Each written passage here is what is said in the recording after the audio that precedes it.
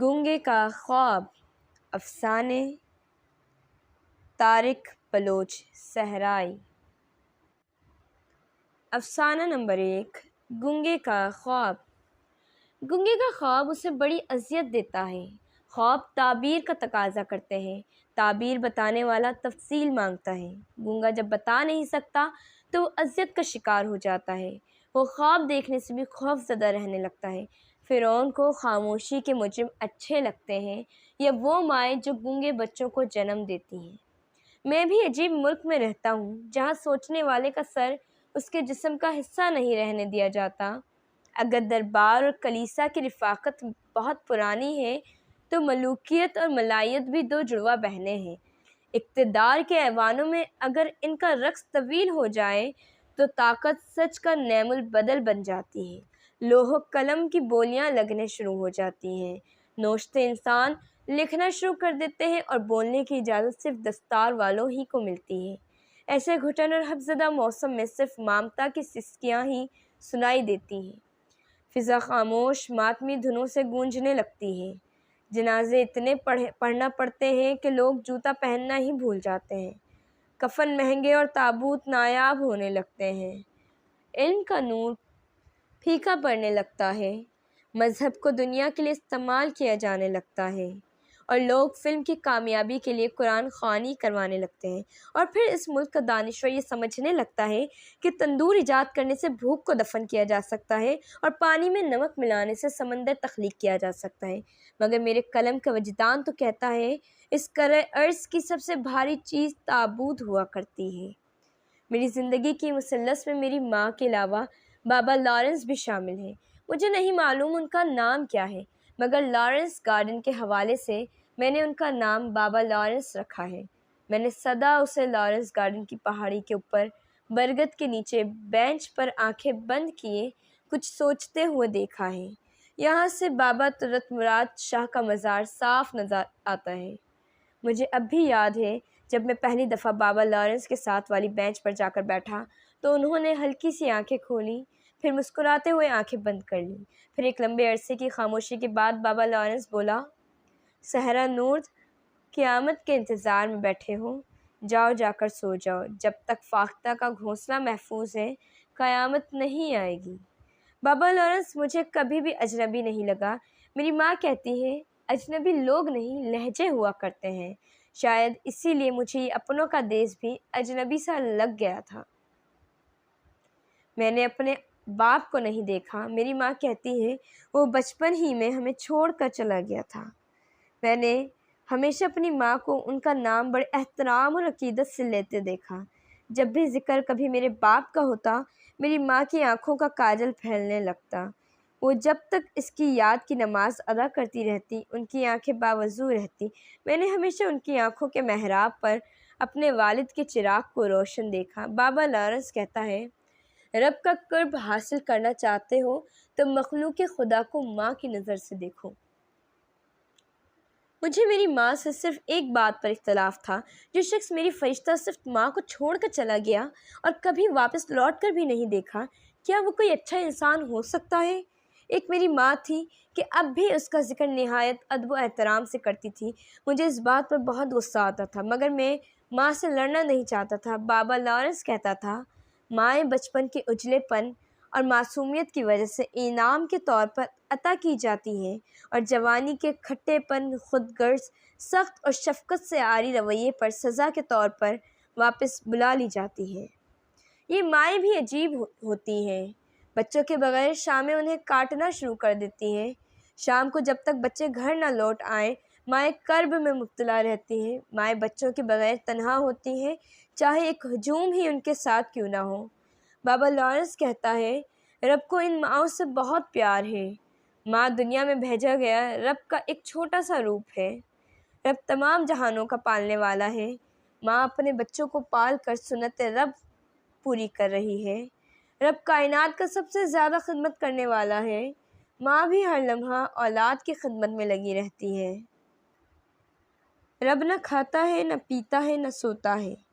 ماں بھی خود کو بھوکا رکھ کر اپنے بچوں کو کھلاتی پلاتی ہے۔ جب تک بچے نہ سوئیں ماں نہیں سوتی۔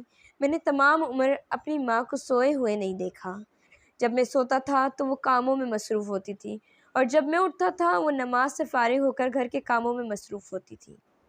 جنت ماؤں کے پاؤں کے نیچے ہے، یہ نہیں کہا گیا کہ مسلمان ماں کے پاؤں کے نیچے جنت ہے۔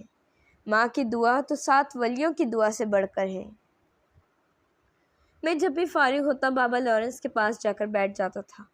وہ مجھے موجود پا کر ہلکی سی آنکھیں کھول کر مجھے دیکھ کر مسکراتا اور پھر سوچوں میں گم ہو جاتا۔ جب اس کا دل چاہتا کوئی فقرہ بول کر خاموش ہو جاتا۔ میں اس سے سوال کرتا، جب اس کا دل چاہتا جواب دے دیتا، کبھی مسکرا کر خاموش ہو جاتا۔ میں نے ایک دن پوچھا، بابا اس ملک کی تقدیر کب بدلے گی؟ یہ ملک کس کی ذمہ داری ہے؟ لمبی خاموشی کے بعد وہ مسکرایا اور بولا، اے صحرا نورد، اپنی ذات سے جو کشید ہو سکتا ہے اس ملک کے نام کر دو۔ عجیب سادہ لوگوں کا نگر ہے۔ ہر آدمی گنتی کرتے ہوئے خود کو شمار نہیں کرتا۔ گنتی میں خود کو شمار کرنا پڑتا ہے، ورنہ تمہیں گننے کے لیے کوئی باہر سے آئے گا۔ اللہ سے مانگا کرو، مخلوق سے مانگنے میں صرف بھیک ملتی ہے۔ پاکستان تو ایک راز ہے، پر اسرار راز، نہ سمجھ آنے والا راز۔ پھر وہ اداس ہو گیا۔ لمبے وقفے کے بعد بولا، اے صحرا نورد۔ وہ مجھے ہمیشہ اشرار مانی کے بجائے صحرا نورد ہی کہتا تھا۔ اس ملک میں سب سے زیادہ جرم خاموشی کا ہے۔ ظلم کو دیکھ کر خاموش رہنا ظلم کی مدد کرنے کے مترادف ہے۔ رب کو خاموشی کے مجرم اچھے نہیں لگتے، وہ انہیں سزا کے طور پر بے حس بنا دیتا ہے۔ بے حسی انسانی صفات میں شامل نہیں ہے، یہ حیوانات کی خاصیت ہے۔ شیر جب ریوڑ پر حملہ کرتا ہے تو ریوڑ سے الگ کر کے ایک بھیڑیا گائے کو شکار کر لیتا ہے۔ ریوڑ کچھ دیر بھاگنے کے بعد دور کھڑا اپنے ساتھی کو دیکھتا ہے اور پھر اپنے ساتھی کے سانحے کو چند لمحوں میں بھول کر پھر سے گھاس چرنا شروع کر دیتے ہیں۔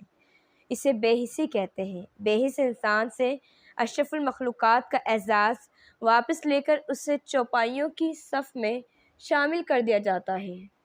کبھی کبھی بابا لارنس کی باتوں میں الجھ سا جاتا ہوں۔ میری ماں مسکراتی ہے، کہتی ہے، بیٹا یہ دنیا بڑی تھکا دینے والی اور کمپلیکیٹڈ ہے، اس کو صرف پاکیزگی ہی سے فتح کیا جا سکتا ہے۔ میں جب بھی کہتا، ماں وقت کہاں گیا ہے، اب تو کسی کے پاس وقت ہی نہیں ہے، بڑے شہروں میں تو بالکل ایک دوسرے کے لیے وقت ہی نہیں ہے۔ ماں کہتی، پتر زیادہ نہ سوچا کر، فاصلے زمین کے ہوں یا دلوں کے، وقت کو کھا جاتے ہیں۔